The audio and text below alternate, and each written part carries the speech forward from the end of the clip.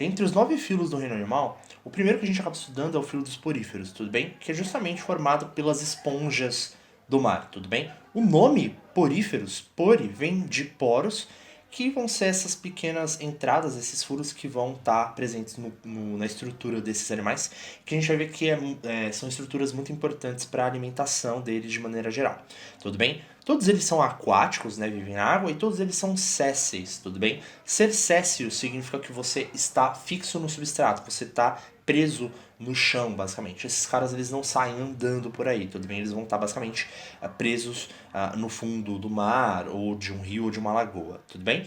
E como eles são esse primeiro grupo que a gente está estudando, eles são bem simples, tudo bem? Eles não vão ter sistemas como sistema digestório ou sistema nervoso, eles não vão ter nenhum sistema, tudo bem? Eles são bem simples de maneira geral. Eles não têm nada, né? Eles não têm nenhum tipo de sistema. Isso é interessante porque isso está relacionado com uma outra característica deles, que eles são os únicos parazoários. Parazoários são animais que não formam tecido verdadeiro, tudo bem? Justamente por não formar tecido verdadeiro, eles não conseguem formar órgãos, por sua vez eles não vão formar sistemas. Isso torna eles extremamente simples.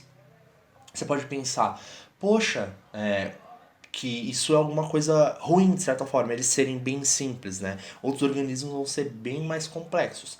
Na verdade, tem vantagens e desvantagens entre ser simples e ser complexo. No caso, a vantagem em ser simples, em ser um parazoário, é que você é tão simples que sua regeneração é muito potente, tudo bem? Se eu cortar um porífero em vários pedaços, a gente vai ver mais pra frente que cada pedaço vai se regenerar e dar origem a um novo porífero. Então, eles são extremamente resistentes nesse ponto. Tudo bem? Bom, falando um pouco da estrutura geral desses caras, né? Como a gente já viu, eles vão ter poros formando a sua estrutura. Né? Os poríferos eles vão ter muitas vezes um formato meio de vaso, né? Mais ou menos assim, se você olhasse um de fora. Né? Ele é tipo um vaso com um buraco em cima, tudo bem? Agora imagine que eu peguei esse vaso e cortei ele ao meio. A gente teria uma visão parecida com essa, tudo bem? Então eu cortei esse vaso para conseguir ver ele por dentro direitinho, certo? Esses poros, eles são muito importantes porque é através deles que vai entrar a água, tudo bem? E ela vai entrar pelos poros e sair por essa saída principal aqui em cima, que a gente vai chamar de ósculo, tudo bem? É um nome importante pra gente. Então, através dos poros, né, que são essas entradas aqui, a água vai entrar nessa cavidade principal, que eu vou chamar de átrio, tudo bem? Ou espongiocele, tudo bem? Cele significa justamente cavidade, então espongiocele, cavidade da esponja, né? O átrio, são os dois nomes que a gente pode usar. A água entra através dos poros e sai pelo ósculo, tudo bem? Então você vai ter esse fluxo de água que flui através do corpo dos poríferos. Então os poros são muito importantes porque eles promovem esse fluxo de água. E por que esse fluxo de água é importante? Como a gente já falou, os poríferos são sésseis, né? Eles vão estar presos no substrato. Mas eles são heterotróficos, então eles têm que comer alguma coisa. E eles não conseguem ir atrás da comida, afinal de contas eles estão presos no chão. Como é que eles fazem então para adquirir esse alimento? Eles filtram a água, tudo bem? A água está cheia de partículas alimentares e ele vai filtrar, vai capturar essas partículas alimentares. Então a água traz as partículas e quando a água sai aqui fora ela está filtrada, está sem várias dessas partículas, tudo bem? Bom, a gente já falou aí de algumas características. Uma característica a se destacar é a simetria radial, tudo bem? Eles têm simetria radial. A simetria é basicamente quando você consegue dividir uma estrutura em vários pedaços iguais, tudo bem? Ou em dois ou em vários pedaços. No caso dele com uma simetria radial, você consegue dividir ele em vários pedaços iguais, tudo bem? Se olhar o porífero de cima, ele vai ter um formato parecido com esse. Ele vai ter a sua estrutura, né, meio cilíndrica, e vai ter essa saída aqui, esse buraco no meio, que é o ósculo que a gente já falou.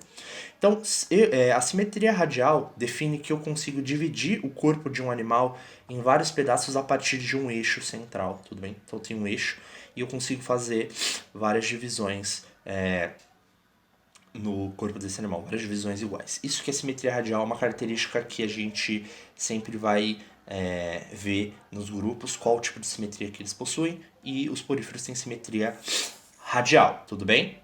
Outra coisa, eles vão ter, né, essa estrutura e eles vão ter uma estrutura externa, tudo bem? Uma parede externa que vai revestir o corpo deles, tudo bem? Eu desenhei aqui umas células que estão revestindo o corpo dele. Essas células são os pinacócitos, tudo bem?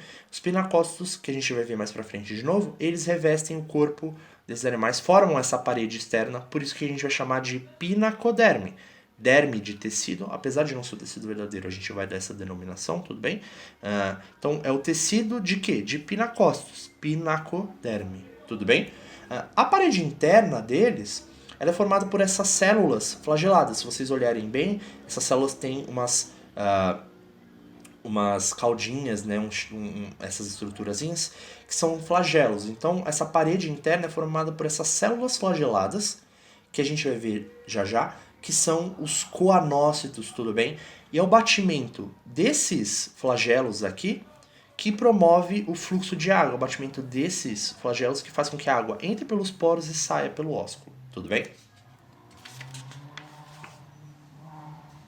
Tipos de células. Então a gente vai falar um pouco sobre tipos de células que vão existir no corpo dos poríferos, tudo bem? A principal, que a gente já citou, são os coanócitos, que eu representei aqui para essa cor meio rosa, certo?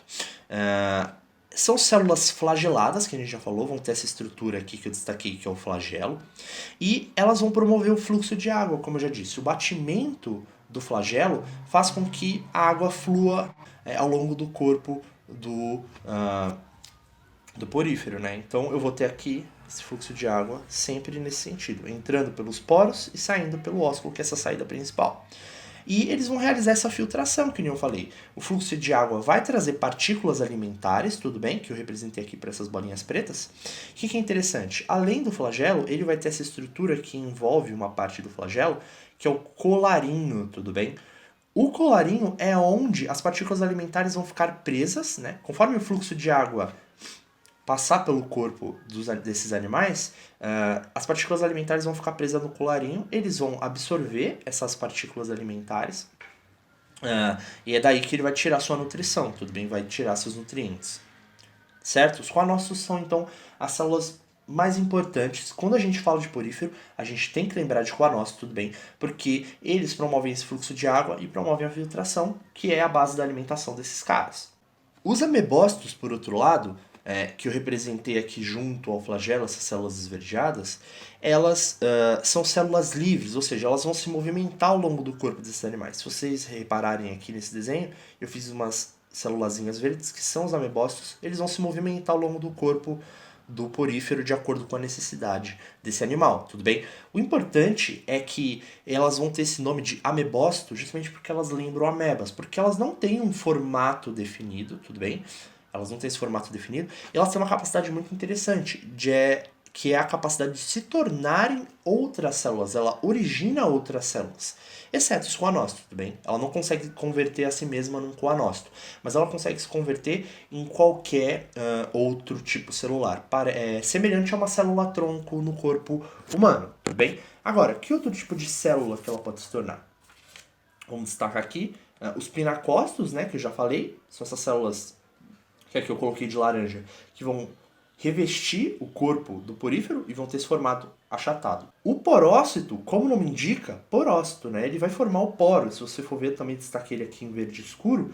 Ele basicamente vai ter um canal central inalante, ou seja, ele vai ter um furo que é por onde a água passa, tudo bem? Ele vai basicamente formar o poro, tudo bem? Então aqui, né, os tipos celulares vão estar destacados aqui nesse desenho.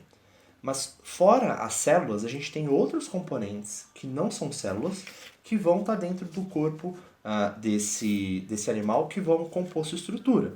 Então, esses componentes que a gente tem que destacar são as espículas, tudo bem? Que eu destaquei aqui em vermelho. Elas são estruturas rígidas de sustentação, feitas de sílica ou calcário, tudo bem? Então elas não são orgânicas a princípio, né?